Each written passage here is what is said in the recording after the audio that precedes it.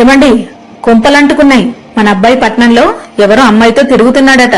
మన పొలంలో పనిచేసే తిరుపతయ్య భార్య పొద్దున మన ఇంటికి కూలి కోసం వచ్చింది. మాటల మధ్యలో వాళ్ళ ఆయన, అదేనండి మన వడ్ల మిల్లులో పనిచేసే తిరుపయ్య ఉన్నాడు గదా, మిల్లులో ధాన్యం బస్తాలు పట్నం దుకాణంలో వేయటానికి వెళ్లాడట. ఒక చెట్టు కింద మన అబ్బాయి రవి ఎవరో పిల్లతో కలిసి మాట్లాడుతున్నాడట. చూసారా?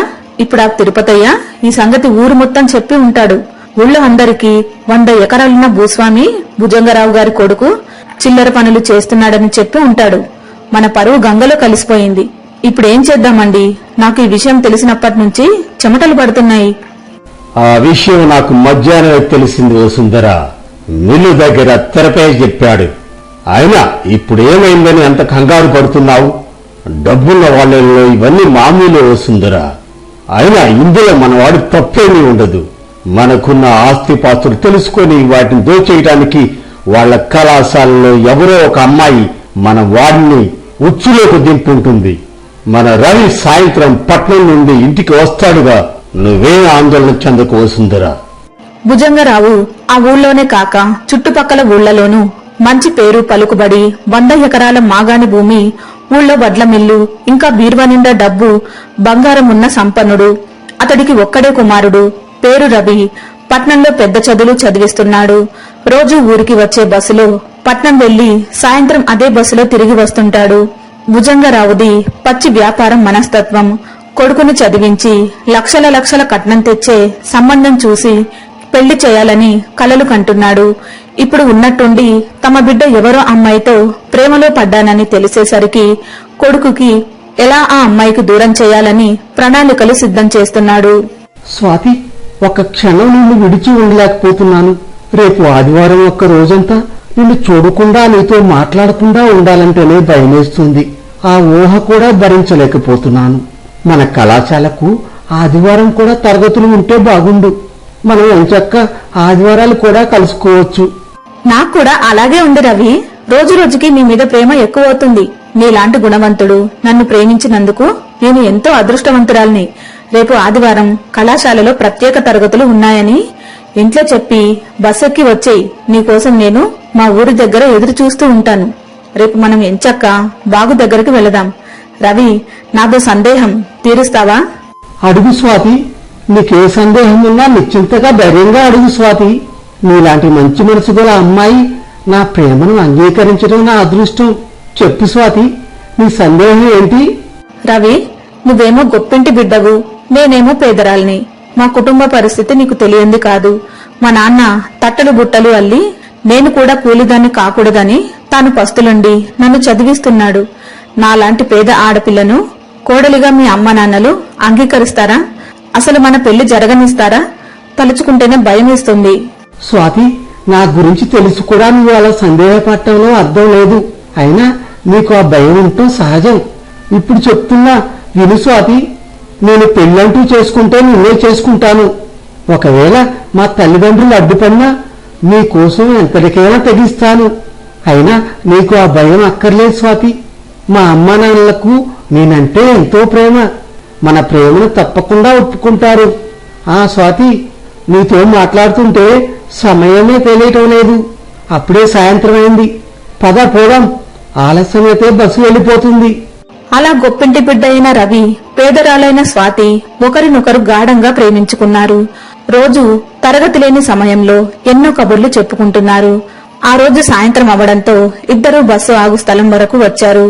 ఇద్దరివి పక్కపక్కన గ్రామాలే కావటంతో తమ ఊరు వెళ్లే బస్సు ఎక్కారు. కొంతసేపటికి స్వాతి ఊరు వచ్చింది. స్వాతి చేయి ఊపి దిగిపోయింది. తరువాతి గ్రామం రవిది. బస్సు దిగి తన ఇంటికి బయలుదేరాడు. నాయన రవి, ఈ మధ్య ఆలస్యంగా వస్తున్నావేంట్రా? ఇంతకుముందు పెందలాడి వచ్చేవాడివిగా. ఏమైనా ఇబ్బంది ఉందా? బస్సు రావటం ఆలస్యం అవుతుందా? రేపు ఆ బస్సు యజమానితో మాట్లాడమంటావా? అవునాయనా, రోజూ ఆలస్యంగా వస్తున్నావు. నేను కట్టిన అన్నం కూడా సరిగ్గా తినటం లేదు, కూరలు నచ్చడం లేదా, రాత్రులు నిద్ర కూడా సరిగ్గా పోవటం లేదు. ఎప్పుడు చూసినా ఏదో ఒకటి ఆలోచిస్తుంటావు. నాయన రవి, నువ్వు మా ప్రాణానివి. నీకు ఏమైనా సమస్య ఉంటే నాన్నగారితో చెప్పు. అబ్బే అదేం లేదమ్మా, కళాశాలలో ప్రత్యేక తరగతులు జరుగుతున్నాయి, అందుకే ఆలస్యం అవుతుంది. ఒక్కోసారి మధ్యాహ్నం భోంచేయడానికి కూడా సమయం ఉండటం లేదు. ఇంత చిన్న విషయానికే ఎందుకమ్మా అంత కంగారు పడతారు? అయినా ఏ సమస్య వచ్చినా ముందు మీకే చెప్తానమ్మా. నాన్నగారు సమయానికి మాత్రలు వేసుకున్నారా? వెళ్ళి పడుకోండి. నిద్ర సరిగా లేకపోతే ఆరోగ్యం పాడవుతుంది. అమ్మా మర్చిపోయినా, మాకు రేపు కూడా తరగతులున్నాయమ్మా, అందుకనే ఎప్పటిలాగే పట్నం వెళ్తాను. రేపు నాకిష్టమైన కూర చేసి అన్నం కట్టు. అలా రవి అమ్మ నాన్నకు చెప్పి తన గదిలోకి వెళ్లిపోయాడు. కొడుకుని చూస్తే అమాయకంగా ఉన్నాడు. మరి తిరుపతి ఏమో ఎవరో అమ్మాయితో కనిపించాడని చెప్పాడు. అబద్ధమై ఉంటుందని తల్లి భావించింది. తండ్రికి మాత్రం ఆదివారం కూడా పట్నం వెళుతున్నాను అనేసరికి కొద్దిగా అనుమానం వచ్చింది. ఎలాగైనా విషయం తెలుసుకోవాలి అనుకున్నాడు. తెల్లవారింది. ఎప్పటిలాగా రవి పట్నం వెళ్లడానికి తయారై సంచి తగిలించుకుని బస్సు ఆగు స్థలానికి వచ్చి బస్సెక్కాడు. అయితే తన వెనుక ఒక వ్యక్తిని తండ్రి నియమించాడు అని గమనించలేకపోయాడు. కొంతసేపటికి బస్సు నామవరం ఆగింది.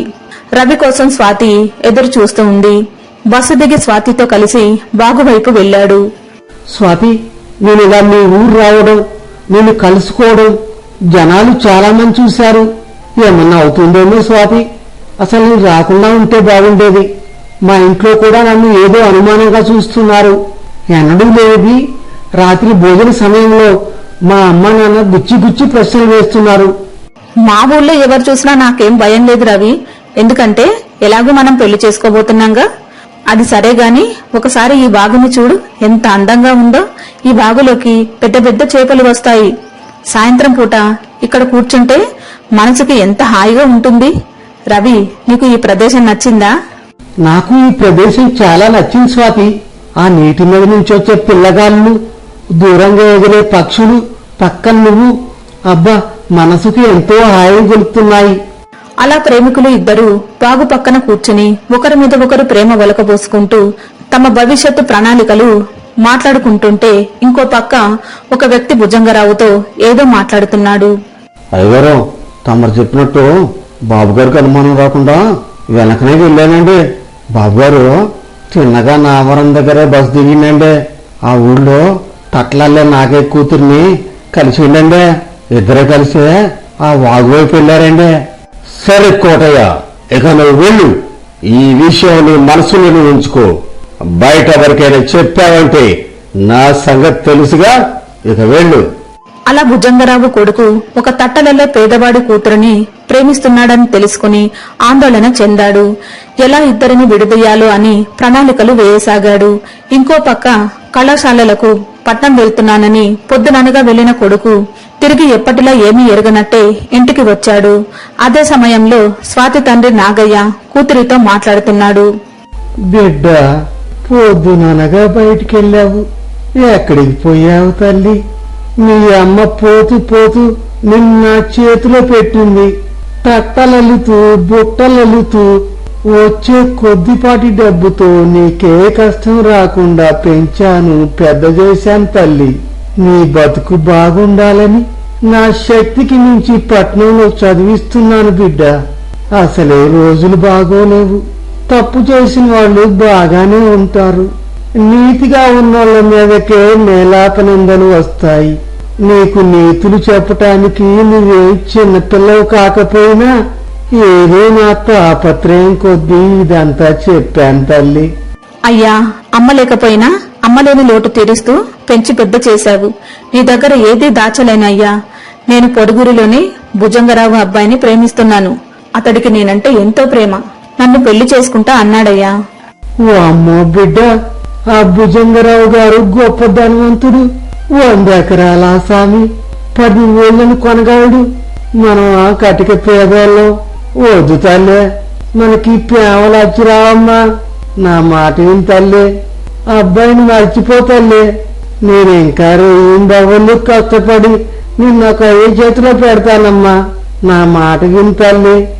తండ్రి అలా భయపడుతూ చెప్పేసరికి మరేం భయం లేదని, రవి తనని మోసం చేయడని, అతడి మీద తనకు నమ్మకం ఉందని స్వాతి తండ్రిని ఒప్పించింది. ఇదే సమయంలో భుజంగరావు దంపతులు కొడుకుతో మాట్లాడుతున్నారు. నాయన రవి, నేను నా తెలివితేటలతో జీవితంలో ఎంతో కష్టపడి లెక్కలేనంత సంపద కూడబెట్టాను. ఈ ఆస్తి, అంతస్తు, ఐశ్వర్యం అంతా నీ కోసమే నాయన. నీ గురించి అమ్మ నేను ఎన్నో కలలు కంటున్నాం. అయితే మా కలలు చేస్తూ నువ్వు ఒక అమ్మాయిని ప్రేమించావని తెలుసుకున్నాం. రవి, నీకిదేమన్నా న్యాయమేనా? పోనీ డబ్బున్న అమ్మాయిని ప్రేమించావా అంటే అది లేదు. ఎవడో చెట్టు కింద జీవిస్తూ తట్టలల్లుకొని బతికే ఒక నిరుపేద కూతుర్ని ప్రేమిస్తావా? నేను తలుచుకుంటే నాకు ఈ విషయం తెలిసిన మరుక్షణమే ఆగ్రహంతో రగిలిపోయి ఏమైనా చేయగలను. కానీ ఎదిగిన కొడుకుకి అన్నీ తెలుసని నిన్ను నమ్మి ఇలా అడుగుతున్నాను. నాన్నగారు, మనిషి ఖండాంతరాలకు వెళుతున్నా ఇంకా తక్కువ జాతి ఎక్కువ జాతి ఏంటి నాన్న? అందరిలోనూ ప్రవహించేది ఎర్రటి రక్తమే కదా.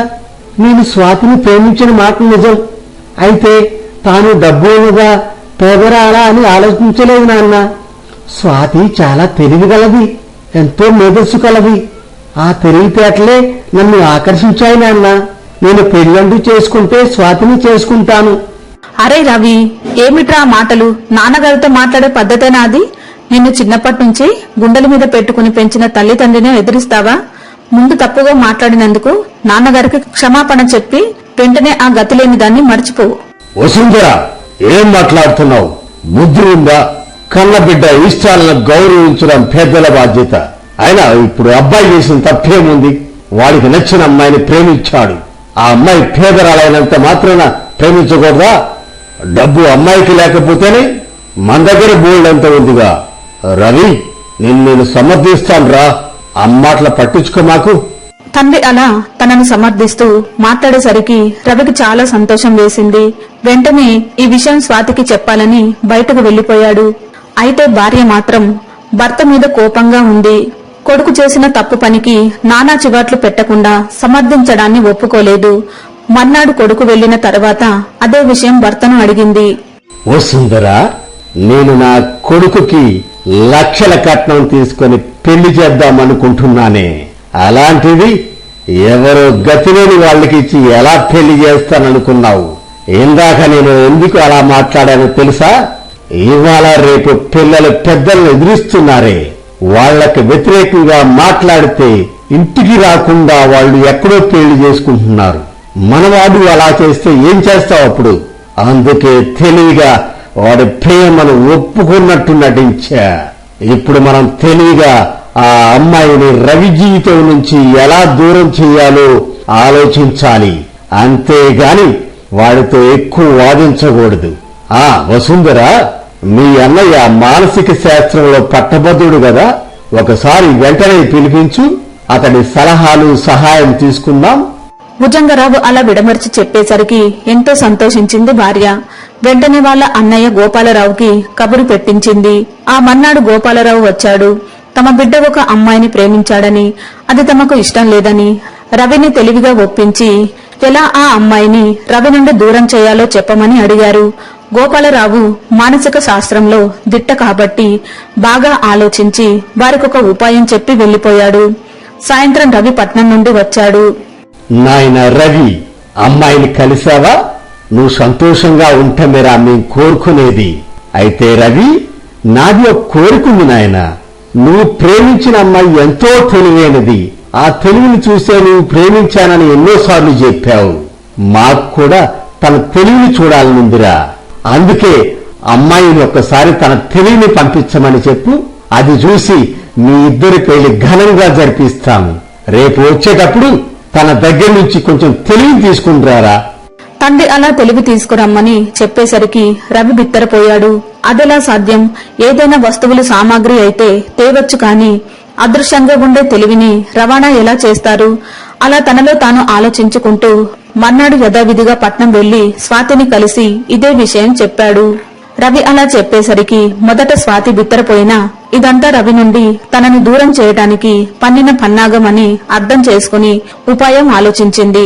రవి, నాకు ఒక 4 నెలల టైం ఇవ్వమని మీ తల్లిదండ్రులకు చెప్పు. అప్పుడు వారు కోరినట్టు తెలివిని పంపిస్తానని చెప్పు. ఏంటి 4 నెలల్లో తెలివిని పంపిస్తావా? ఏంటి స్వాతి ఇది ఎలా సాధ్యం? ఏంటో నాకంతా అయోమయంగా ఉంది. అలా అనుకుంటూ రవి ఆ సాయంత్రం ఇంటికి వచ్చి అదే విషయం స్వాతికి ఒక 4 నెలల సమయం కావాలట, అప్పుడు మీ కోరిక ప్రకారం తెలివిని పంపిస్తుందట అని చెప్పాడు. ఇప్పుడు రవి తల్లిదండ్రులు బిత్తరపోయారు. ఇద్దరిని విడదిద్దామని పన్నాగంతో అలా చెబితే తాను నిజంగానే తెలివి ఎలా పంపిస్తుందని అయోమయంలో పడ్డారు. అలా 4 మాసాలు గడిచాయి. భుజంగరావు దంపతులు సాయంత్రం రవి ఏం చేస్తాడోనని ఆలోచిస్తున్నారు. సాయంత్రం రవి ఒక పెద్ద మూట తీసుకుని ఇంటికి వచ్చాడు. అమ్మా, నాన్న, ఇదిగోండి స్వాతి తన తెలివిని పంపించి నాన్నగారు, కావాలంటే చూసుకోండి. రవి అలా చెప్పి ఆ మూటని కింద పెట్టాడు. అందులో ఏముందోనని తల్లిదండ్రులకు అనుమానంగా ఉంది. మెల్లిగా మూటని విప్పారు. అందులో సన్నని మూతిగల కుండ ఉన్నది. దానిలో పెద్ద గుమ్మడికాయ ఒకటి ఉంది. ఆ గుమ్మడికాయ సరిగ్గా సందులు లేకుండా కుండలో ఇమిడిపోయి ఉంది. తొడిమ మాత్రం కుండ మూతిలోంచి బయటకు వచ్చి ఉన్నది. కుండకు ఎక్కడా పగుళ్లు కాని బీటలు కాని లేవు. అది కొత్త కుండ. అది చూసిన రవి తల్లిదండ్రులకు ఆశ్చర్యం కలిగింది. కుండ మూతికి ఒక ఉత్తరం కూడా కట్టబడి ఉంది. దాన్ని ఆతృతగా విప్పాడు. గౌరవనీయులైన అత్తయ్య మామయ్యలకు నమస్కారములు. మీరు కోరిన విధంగా తెలివిని పంపించాను. ఈ కుండ లోపల తెలివి ఉంది. కుండ పగలగొట్టకుండా మీరు ఈ గుమ్మడికాయను వెలికి తీసుకోండి. ఆ ఉత్తరం చదివి తల్లిదండ్రులు ఒకరి ముఖం ఒకరు చూసుకున్నారు. వారికి పెద్ద సందేహం కలిగింది. ఇంత చిన్న మూతికల కుండలోనికి అంత పెద్దది సరిగ్గా కుండలోకి ఇమిడిపోగల గుమ్మడికాయ ఎట్లా దూరింది? పైగా కుండ పగలగొట్టకుండా గుమ్మడికాయను బయటకు తీసుకోవాలట. అదే తెలివట. తమ కోడలు తెలివికి భుజంగరావు దంపతులు మురిసిపోయారు. ఒక మంచి రోజు చూసి రవికి స్వాతికి ఘనంగా వివాహం జరిపించారు. స్వాతి, మన పెళ్ళే ఎంతో కాలమైంది, కాని నన్ను ఒక సందేహం ఎప్పటి నుంచో పట్టు పీడిస్తుంది. ఆ రోజు అంత చిన్న మూతికల కుండలోకి అంత పెద్ద గుమ్మడికాయ ఎలా దూరిందో అర్థం కావటం లేదు. అసలేం మాయ చేసి మా అమ్మా నాన్నని మెప్పించావో చెప్పవా స్వాతి? ఆ రోజు నువ్వలా చెప్పగానే వారి పన్నాగాన్ని పసిగట్టాను. 4 మాసాల క్రితం గుమ్మడి తీగను వేసి పెంచాను. కొద్ది రోజులకు అది పుష్పించి చిన్న పిందెలు వేసింది. ఒక చిన్న పిందెను సన్న మూతిగల ఒక కుండలో ఉంచి జాగ్రత్తగా పోషించాను. ఆ గుమ్మడి పిందె కుండలోనే పెరిగి పెద్దదైంది. బాగా కుండలో సరిగ్గా ఇమిడేటంతటి పెద్దది కాగానే తొడిమ దగ్గర కోసి కుండను గుమ్మడికాయతో సహా జాగ్రత్తగా మూటగట్టి మీ ద్వారా పంపాను. స్వాతి అలా చెప్పేసరికి తన తెలివితేటలకు రవి ఆశ్చర్యపోయాడు. ఇంత మంచి భార్య తనకు లభించినందుకు పొంగిపోయాడు. ఆ తర్వాత రవి స్వాతి సుఖ సంతోషాలతో జీవించసాగారు. మీకు మా ఛానల్లోని స్టోరీస్ అన్ని నచ్చినట్లయితే లైక్ చేయండి, షేర్ చేయండి, సబ్స్క్రైబ్ చేయండి. అందరికీ థ్యాంక్ యూ అండి.